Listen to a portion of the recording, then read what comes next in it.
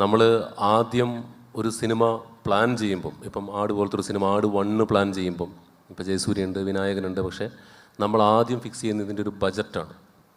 ഇതിനപ്പുറത്തേക്ക് ഇത് പോകാൻ പാടില്ല. ഇതിപ്പോൾ നമ്മളിപ്പോഴും സിനിമ ചെയ്യുമ്പോഴത്തേക്കും ഒരു സിനിമയ്ക്ക് ഒരു ബജറ്റ്, അതിൻ്റെ സ്റ്റാർ വാല്യൂ, അതിൻ്റെ ടെക്നീഷ്യൻ്റെ ക്രെഡിബിലിറ്റി, ഇതെല്ലാം വെച്ചുകൊണ്ട് നമ്മളൊരു ബജറ്റ് പ്ലാൻ ചെയ്യും. ഇപ്പോൾ ആദ്യം പറഞ്ഞ പോലെ അതിൻ്റെ ബജറ്റ് വളരെ പരിമിതമായൊരു ബജറ്റായിരുന്നു. അതിൽ നിന്ന് നമ്മൾ രണ്ടാമത്തെ സിനിമയിലേക്ക് എത്തിയപ്പോഴത്തേക്കും കുറച്ചൊന്ന് ലൂസായി. അപ്പോൾ ഒരു സക്സസ്ഫുൾ ഫ്രാഞ്ചൈസ് ഉണ്ടാവാനുള്ള ഗോൾഡൻ റൂളുകളിലൊന്ന്, if you want a successful franchise, നിങ്ങൾ ചെയ്യേണ്ടത് make your second film a super hit.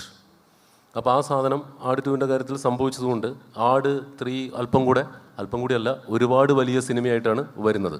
അതിനകത്ത് ഇപ്പോൾ ഈ പറഞ്ഞ പോലെ സിനിമയിൽ വന്നുകൊണ്ടിരിക്കുന്ന നിലവിലെ മാറ്റങ്ങൾ, പരീക്ഷണങ്ങൾ, പുതിയ സങ്കേതങ്ങൾ, കോൺസെപ്റ്റുകളൊക്കെ നമ്മളിങ്ങനെ പരിശോധിച്ചുകൊണ്ട് നിങ്ങൾ പ്രതീക്ഷിക്കാത്ത അല്ലെങ്കിൽ നിങ്ങൾക്കിഷ്ടമാവുന്ന ഒരു മേജർ ജോണർ ഷിഫ്റ്റ് നമ്മൾ ആടിൽ ചെയ്യുന്നുണ്ട്.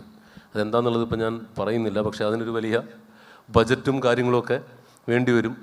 അതിപ്പോൾ പ്രൊഡ്യൂസർ എഗ്രി ചെയ്തിട്ടുണ്ട്, മേജർ കൊളാബുകൾ വരുന്നുണ്ട്. അപ്പം നമ്മൾ അങ്ങനെ ഒരു സിനിമ ചെയ്യുമ്പോഴത്തേക്കും, ഇപ്പം അരുൺ ഒരു ഫ്യൂച്ചറിസ്റ്റിക് സിനിമ ചെയ്തിട്ടിരിക്കുന്ന ഒരാളാണ്.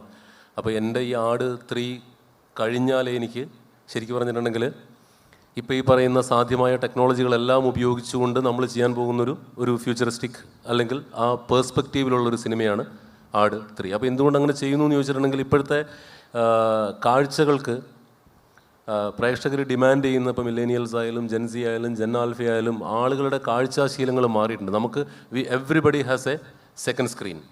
നമ്മുടെ കയ്യിൽ ഉറങ്ങുമ്പോഴടക്കം നമ്മുടെ കയ്യിലൊരു സെക്കൻഡ് സ്ക്രീൻ ഉണ്ട്. അപ്പം കണ്ടിട്ടില്ലാത്ത കഥകൾ, പറഞ്ഞിട്ടില്ലാത്ത കഥകൾ, അത് പറയുന്നതായതുകൊണ്ടാണ് മലയാള സിനിമ കഴിഞ്ഞ വർഷമൊക്കെ നമ്മുടെ സിനിമകളുടെ കണക്കെടുത്താൽ വിജയിച്ച സിനിമകൾ നോക്കുമ്പം എൻ്റർടൈൻമെൻറ്റിനൊപ്പം കണ്ടിട്ടില്ലാത്ത സിനിമ, ഭ്രമയുഗമൊന്നും നമ്മൾ കണ്ടിട്ടേ ഇല്ലാത്ത ഒരു സിനിമയായിരുന്നു. ഇവൻ്റെ പടം നമ്മൾ കണ്ടിട്ടേ ഇല്ലാത്ത ഒരു സിനിമയായിരുന്നു. അങ്ങനെ ഒരുപാട് പുതിയ എന്താ പറയുക, നമ്മൾ കണ്ടിട്ടില്ലാത്ത സിനിമകൾ അവതരിപ്പിക്കുന്നതിലാണ് ഇപ്പോഴത്തെ ഫിലിം മേക്കേഴ്സ്. പിന്നെ ഇറങ്ങാൻ പോകുന്നപ്പം എമ്പുരാൻ്റെ ടീസർ വന്നു, നമ്മൾ കണ്ടിട്ടില്ലാത്ത അത്രയും വലിയ ക്യാൻവാസിലാണ് സിനിമ വരുന്നത്. അപ്പം കണ്ടിട്ടില്ലാത്തത് കാണിച്ചു കൊടുക്കാൻ വേണ്ടി ഇപ്പോൾ ടെക്നോളജി നമ്മുടെ കൂടെ, അരുൺ പറഞ്ഞതുപോലെ ഒരു പരിധി വരെ നമുക്ക് അഫോർഡബിളാണ്.